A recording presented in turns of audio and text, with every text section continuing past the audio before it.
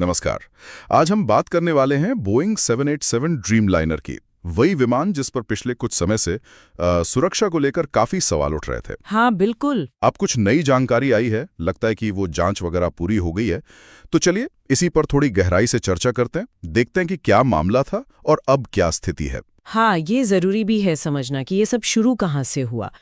देखिए, कुछ वक्त पहले ना इन विमानों के मैन्युफैक्चरिंग को लेकर कुछ चिंताएं सामने आई थीं। अच्छा।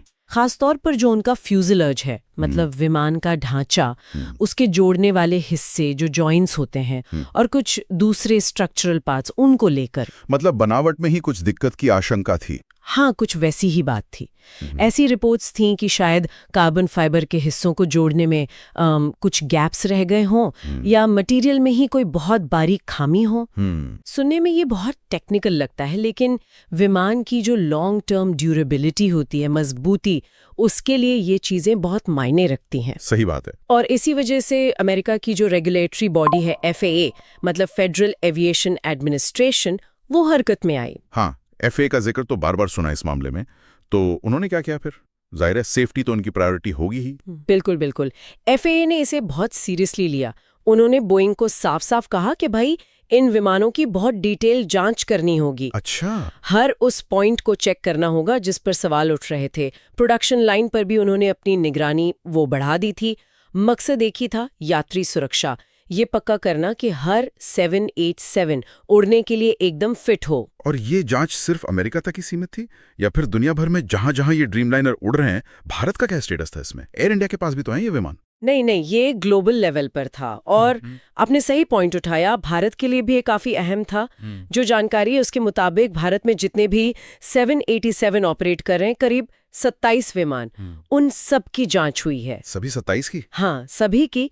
इसमें एयर इंडिया वाले विमान भी शामिल थे। जाहिर है ये दिखाता है कि सेफ्टी के मामले में रेगुलेटरी एजेंसियां कैसे मिलकर काम करती हैं, चाहे वो FAA हो या भारत की DGCA। तो अब इन जांचों का फाइनल आउटकम क्या रहा? क्या वो जो चिंताएं थीं वो सही निकली या? देखिए, जो लेटेस्ट अपडेट है बोइंग और FAA दोनों की तरफ से, वो यही है कि ये जो इंटेंसिव जांच का प्रोसेस था वो अब पूरा हो गया है। अच्छा, पूरा हो गया है। हाँ, और सबसे राहत की बात ये है कि जांच के बाद इन विमानों को उड़ने के लिए पूरा तरह से सुरक्षित पाया गया है।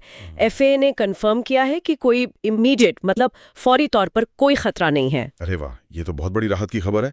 मतलब जो लोग इन विमानों में सफर करते हैं या आगे करने वाले हैं, वो अब एक तरह से निश्चिंत हो सकते हैं। हाँ बिल्कुल। ये जानकारी यात्रियों का भरोसा वापस लाने में मदद करेगी और ये भी दिखाती है कि जो सिस्टम बना है सेफ्टी चेक का, वो काम करता है। एविएशन में लगातार चलने वाली प्रक्रिया है निगरानी, जांच, सुधार। सही कहा आपने। ये सिर्फ एक घटना नहीं है, बल्कि पूरी इंडस्ट्री के लिए एक सबक भी है शायद।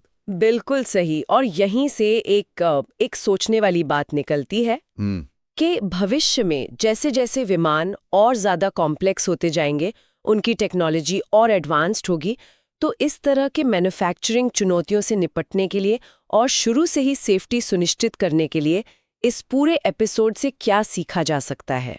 हाँ, ये एक महत्वपूर्ण सवाल है। ये सिर्फ इस जांच के खत्म होने की बात नहीं है, बल्कि आगे के लिए, फ्यूचर के लिए क्या लर्निंग्स है, वो भी अहम है।